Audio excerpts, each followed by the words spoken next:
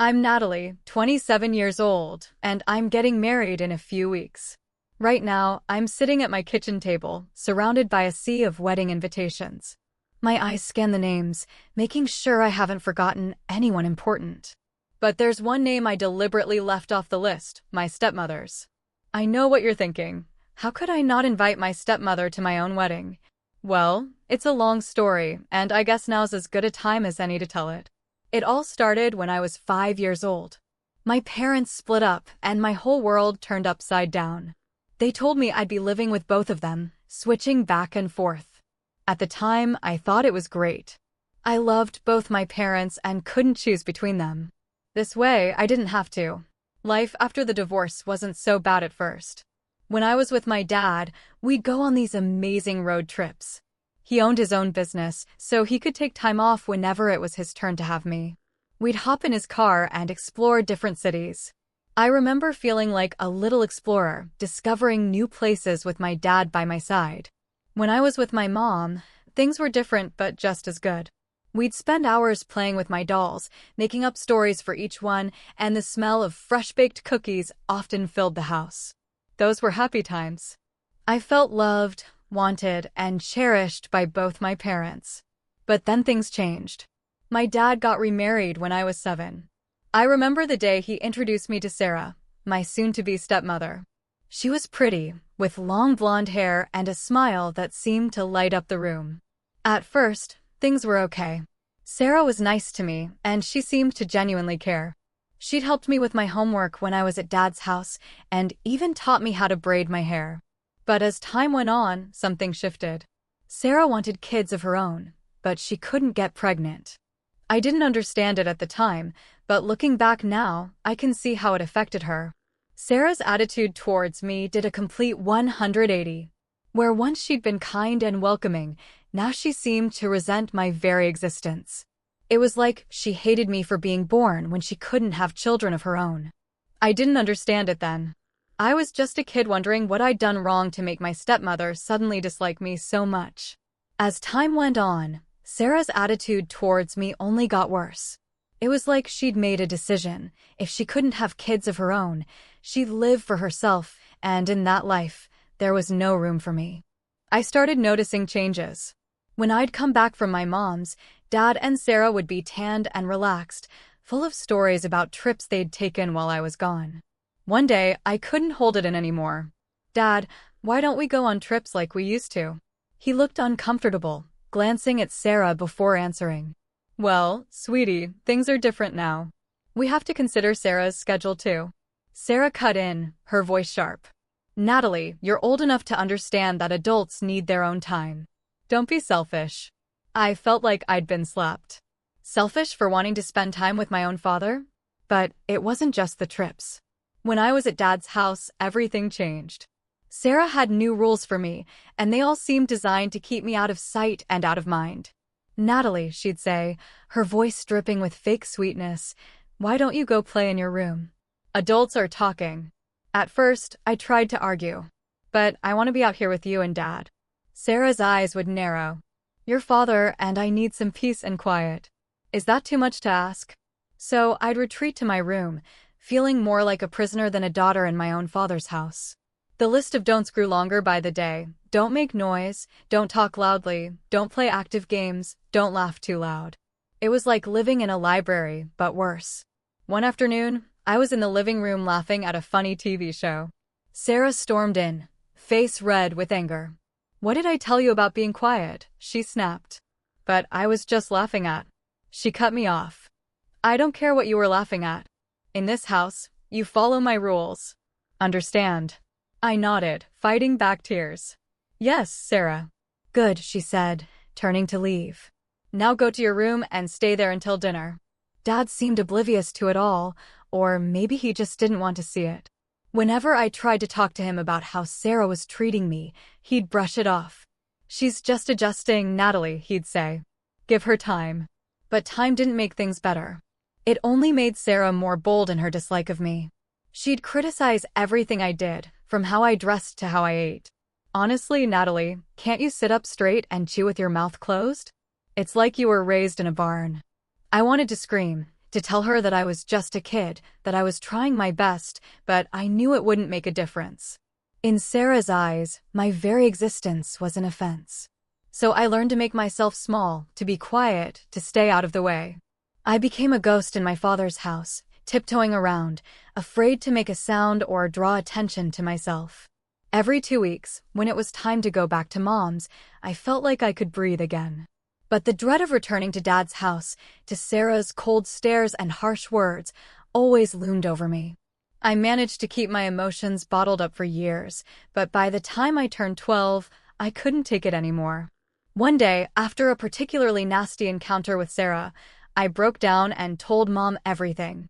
Mom listened, her face growing darker with each word. When I finished, she exploded. "That thing," she yelled, making me jump. How dare she treat my daughter like this? Before I could stop her, Mom was on the phone with Dad. I've never heard her so angry.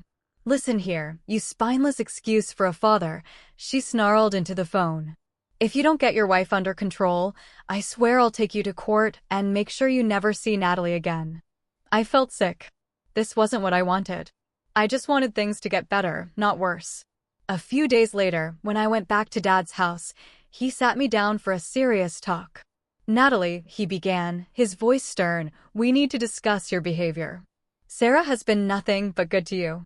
She's trying her best to be a good stepmother, and all you do is complain." I couldn't believe what I was hearing. "But Dad, she—" "Enough," he snapped. "Do you realize what you've done? Your mother is threatening to take away my visitation rights. Do you want that? Do you want to never see me again?" Tears welled up in my eyes. "No, of course not." Dad's voice softened a bit. "Then you need to stop this, Natalie. No more complaints about Sarah. She only wants what's best for you. If you keep this up, you'll end up tearing this family apart. Is that what you want?" I shook my head, unable to speak through my tears. As he left the room, I felt like my world had shattered. Not only had Dad not believed me, but he'd also made me feel like everything was my fault. I was the problem, not Sarah. From that day on, I stopped complaining. I decided to be the perfect stepdaughter, to do everything Sarah wanted, just so I wouldn't lose my dad. I became a shadow in the house, quiet and obedient. I had no say in anything, but at least I still got to see my father, even if he seemed more like a stranger with each passing day. Life at Mom's house was a different story. A few years after the divorce from Dad, Mom met Robert. He was kind, funny, and had a daughter of his own, Lily, who was a year younger than me. Over time, I fell in love with both of them. Robert never tried to replace my dad, but he was always there for me. He'd helped me with my homework, listened to my problems, and even taught me how to ride a bike, something Dad had always been too busy to do. Lily became the sister I never knew I wanted. We'd stay up late giggling and sharing secrets. She never made me feel like an outsider. As I got older, the contrast between my two homes became starker. At Dad's, I was a ghost trying not to upset the delicate balance. At Mom's, I was Natalie, loud, funny, and loved. As I entered my teenage years, my needs naturally grew. Like any kid my age, I wanted the latest gadgets, a cool smartphone, a decent laptop for schoolwork. Dad, to his credit, seemed to understand this. He'd always been generous, and at first, he didn't hesitate to buy me what I needed. I remember the day he handed me my first smartphone. But my joy was short-lived. Sarah's disapproving frown said it all. Later that night, I overheard them arguing. "You're spoiling her, Tom," Sarah hissed. "Do you have any idea how much that phone cost?" "She needs it for school," Dad defended weakly. Sarah scoffed. "Please, she needs it to post selfies and waste time on social media. You're throwing money away." From that day on, Sarah appointed herself as the family's financial guardian. She told Dad she'd help him save money when it came to my expenses. What this really meant was that she'd take control of everything I got. The next time I needed new clothes, Sarah insisted on handling it herself. What followed was a parade of secondhand clothes and shoes, all bought from discount websites or clearance sales. Don't get me wrong, I'm not against secondhand stuff, but Sarah took it to an extreme. More often than not, the clothes were ill-fitting, out of style, or just plain uncomfortable. But I didn't dare complain. I still remember Dad's warning about tearing the family apart. The irony of it all, while I was forced to wear hand-me-downs, Sarah never skimped on herself. Her closet was a fashion magazine come to life, designer shoes, branded bags, clothes from the latest collections. She'd spend hours preening in front of the mirror, adjusting her perfectly coordinated outfits. Things came to a head when I graduated high school. Dad had promised me a car, nothing fancy, just something to get me around. I was over the moon. Finally, a sign that he still cared, that he saw me as more than just an inconvenience in his new life. But Sarah, true to form, couldn't let it happen. The night before we were supposed to go car shopping, all hell broke loose. "A car?" Sarah shrieked. "Are you out of your mind, Tom? We can't afford it. Besides, I need a new car. Mine is almost 3 years old." I listened from my room, heart sinking with every word. I knew how this would end. Sure enough, the next morning, Dad came to me with that look on his face, the one that said he was about to disappoint me again. "Natalie, honey," he began, not meeting my eyes, about the car. I saved him the trouble. "It's okay, Dad. I understand we can't afford it, right?" He looked relieved that he didn't have to say it himself. "Right. But hey, I promise I'll pay for any college you want to go to, and your accommodation too. How's that sound?" I forced a smile. "Sounds great, Dad. Thanks." As he left my room, I heard Sarah's voice from downstairs. "Tom, dear, when are we going to look at that new Jeep I wanted?" So I sat there in my room, full of ill-fitting clothes, clutching my outdated phone, dreaming of a car I'd never get, and I realized something. The material things weren't what hurt the most. It was what they represented. Every secondhand shirt, every denied request, every broken promise was just another way of saying, "You're not worth it, Natalie." When it came time to choose a college, I poured my heart into researching the best options. I finally found one that seemed perfect, great program, beautiful campus, and not too far from home. I was ecstatic when I got accepted. But as soon as Sarah saw the tuition fees, all hell broke loose. "Are you kidding me?" she screeched, face turning red. "This is highway robbery." Dad tried to calm her down. "Now, Sarah, we did promise, Natalie." "I don't care what we promised," Sarah interrupted, practically foaming at the mouth. "We are not paying this much for her to party for 4 years. She stormed off and returned with a handful of brochures. "Here," she thrust them at Dad. "These colleges are much more reasonable and they're farther away. It'll teach her some independence." And just like that, my dreams were crushed again. I ended up at Sarah's choice of college, cheaper, yes, but also far from everything and everyone I knew. Mom and Robert were thrilled when they heard I was going to college. They didn't know about the behind-the-scenes drama, and I didn't have the heart to tell them. Why burden them with my problems? Despite everything, I threw myself into my studies. I was determined to make the most of this opportunity, even if it wasn't exactly what I'd hoped for. I'd come home for holidays, splitting my time between Mom's welcoming house and Dad's house. It was during one of these breaks that everything finally came to a head. Sarah was having a birthday party, and to my surprise, Dad called and asked me to come. "Sarah would love to see you," he said, though I could hear the uncertainty in his voice. I was skeptical, but a small part of me hoped that maybe, just maybe, things were changing. So I agreed. I even bought Sarah a gift, a nice scarf I'd saved up for from my part-time job at college. When I arrived at the house, the party was in full swing. I took a deep breath and approached Sarah, gift in hand. "Happy birthday, Sarah," I said, forcing a smile. "I hope you like." I never got to finish. Sarah's face contorted with rage. "What are you doing here?" she hissed, loud enough for nearby guests to hear. I stammered, confused. "But Dad said you wanted me to come." "Get out," she shrieked. "You're not welcome here. How dare you show up and ruin my party?" I stood there, frozen in shock. The room had gone silent. All eyes on us. Sarah snatched the gift from my hands and, without even looking at it, tossed it in a nearby trash can. "I don't want anything from you. You're not worthy to be here among my friends. Leave now." Tears stung my eyes as I turned and fled. I ran up to my old room, grabbing the few belongings I'd left there over the years.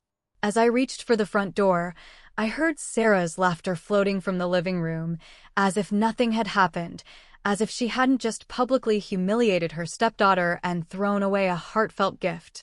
I slammed the door behind me and walked away from that house for what I promised myself would be the last time. I went straight to Mom's, where I broke down and finally told her everything, all the years of mistreatment, the manipulation, the broken promises. Mom was furious, but more than that, she was heartbroken for me. "Oh, sweetheart," she said, holding me close. "I had no idea. I'm so sorry you went through all that alone." As I cried in my mother's arms, I felt a weird mix of sadness and relief. Sad for the relationship with my father that I'd probably never have, but relieved to finally be free from Sarah's toxic presence. The day after Sarah's birthday disaster, my phone rang. It was Dad. I almost didn't answer, but a part of me still hoped he'd apologize, that he'd finally see the truth. "Natalie," he said, his voice stern, "why did you leave Sarah's party so abruptly?" She was quite upset. My blood boiled. "That's not what happened." She yelled at me in front of everyone and threw my gift in the trash. She kicked me out. There was a pause. Then Dad's voice came back, cold and angry.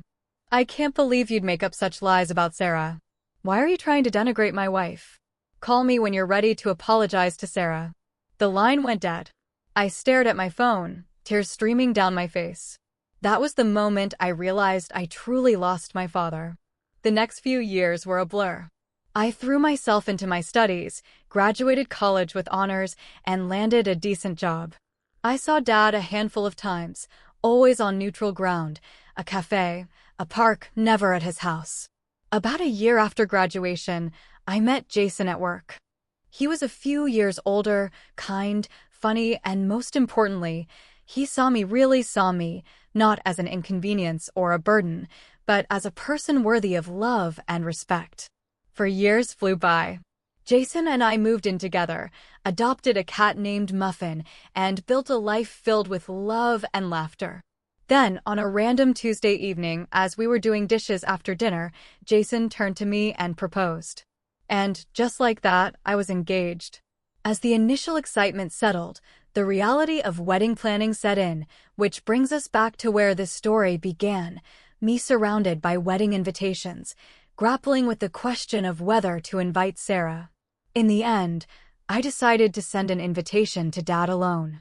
I couldn't bring myself to include Sarah, not after everything that had happened. As I sealed the envelope, I felt a mix of sadness and resolve. I was starting a new chapter in my life, and I wanted it to be free from the shadows of the past. A week after I sent out the invitations, my phone rang. It was Dad. I answered, expecting the usual awkward small talk. Instead, I got an earful of fury. "How dare you?" he bellowed, not even bothering with a hello. "How could you disrespect Sarah like this? You invited me to your wedding, but not her, after everything she's done for you." I couldn't help it. I laughed, a short, bitter laugh that seemed to shock Dad into silence. "Everything she's done for me?" I repeated, my voice dripping with sarcasm. "Dad, are you hearing yourself right now? She raised you for years," he shot back. "She put so much love and care into." "Love and care?" I interrupted, my calm finally snapping. "When, Dad? When did she ever show me love or care? Was it when she made me wear secondhand clothes while she bought designer outfits? Or when she convinced you not to buy me a car for college? Oh, I know, it must have been when she threw my birthday gift in the trash and kicked me out of her party." There was silence on the other end of the line. Then, in a quieter voice, Dad said, "Natalie, I'm sure you're exaggerating. Sarah wouldn't what, Dad? Wouldn't treat me like crap for years? Wouldn't make me feel unwelcome in my own home? Wouldn't consistently prioritize her own wants over my needs? Because she did all of that, and you let her." My voice was shaking now, years of pent-up hurt and anger pouring out. "You never stood up for me, Dad. Not once. You always took her side, always believed her over me. Do you have any idea how that felt, to know that your own father would always choose his wife over you?" The silence stretched on for what felt like hours. When Dad finally spoke, his voice was different, smaller somehow. "Natalie, I had no idea. I never meant to, oh God, what have I done? I heard a choked sob from his end, and despite everything, my heart clenched. I'm so sorry, Pumpkin, he continued, his voice thick with tears. I've been a terrible father. I put Sarah first. I ignored your feelings. I failed you. Can you ever forgive me? I felt my own eyes welling up. This was all I'd wanted to hear for years, but now that the moment was here, I didn't know how to react. I hesitated, torn between hope and caution. I'll think about it, Dad. That's all I can promise right now. We ended the call soon after, both emotionally drained. Over the next few weeks, Dad made a real effort. He called regularly, asked about the wedding plans, even offered to help with the costs. Slowly, cautiously, I let myself believe that maybe, just maybe, things could change. Then, the day before the wedding, my phone rang again. It was Dad, and my stomach dropped at the sound of his voice. Natalie, his voice hard, it's Sarah. She had a heart attack. This is your fault. If you hadn't excluded her, if you hadn't stressed her out like this, I can't believe you'd do this to her. I won't be at your celebration. I hope you're happy. The line went dead. I stood there, phone in hand, feeling like I'd been punched in the gut. All the progress, all the hope I'd allowed myself to feel, gone in an instant. As I cried in my fiancé's arms, I couldn't help but think, was this really it? Was this how my relationship with my father would end on the eve of what should be the happiest day of my life? The morning of the wedding, I woke up with a mix of emotions, excitement for the day ahead, but also lingering sadness about Dad's absence. As I sipped my coffee, trying to focus on the positive, my phone buzzed. It was a notification from Sarah's social media page. Curiosity got the better of me, and I clicked on it. What I saw made my blood boil. There was Sarah, looking perfectly healthy, posting dramatic status updates about how hurt she was, how ungrateful I was, how she was recovering from a terrible shock. But in her photos, she was smiling, looking as put together as ever. As I scrolled through the posts, my phone rang. It was Carol, one of Sarah's old friends from the neighborhood. Natalie, it's Carol. Look, I shouldn't be calling you, but you need to know something. Sarah, she faked the heart attack. I overheard her bragging about it to some friends. She did it to make sure your dad wouldn't come to your wedding. I'm so sorry, honey. I thanked Carol and hung up, my mind reeling. Part of me wanted to call Dad immediately to expose Sarah's lies. But then I stopped. What would be the point? He'd made his choice time and time again. He'd chosen Sarah over me, believed her lies, let her mistreat me for years. This was just the final nail in the coffin. As I got ready for the wedding, surrounded by my mom, my stepsister Lily, and my bridesmaids, I pushed thoughts of Dad and Sarah out of my mind. This was my day, and I refused to let them ruin it. But there was still one problem. Who's going to walk me down the aisle? I asked, my voice small. Mom and Lily exchanged glances. Then Mom spoke up. Honey, Robert would be honored to do it, if you'd like. He loves you like his own daughter, you know. I felt a lump in my throat. Robert, my stepdad, who'd been more of a father to me in many ways than my own dad, who'd always supported me, always made me feel welcome and loved. Really? I asked, looking at Robert. He smiled warmly. Nothing would make me prouder, Natalie. But only if that's what you want. In that moment, I realized something important. Family isn't just about blood. It's about love, support, and being there for each other. Robert had been that for me consistently for years. I'd love that, Robert. Thank you, I said, giving him a hug. The wedding was beautiful. As Robert walked me down the aisle, I saw Jason waiting for me, his face lit up with love. I saw my mom, Lily, and all our friends and family smiling and crying happy tears. In that moment, I knew I had all the family I needed right here. A few days after the wedding, as Jason and I were preparing to leave for our honeymoon, I decided to post some wedding photos online. Almost immediately, a nasty comment appeared under one of the pictures. Look at that, Sarah's comment read, being walked down the aisle by a stranger while her own father wasn't even invited. Shameful. I stared at the comment, a familiar anger bubbling up inside me. But then I felt Jason's hand on my shoulder. You okay, Nat? He asked, concern in his eyes. I looked at my husband, then back at the phone. Suddenly, Sarah's words seemed small, petty, and utterly unimportant. You know what? I am okay, I said, surprising myself with how much I meant it. In fact, I'm better than okay. Without another thought, I blocked Sarah's account. Then, after a moment's hesitation, I blocked Dad's too. It was time to close that chapter of my life for good.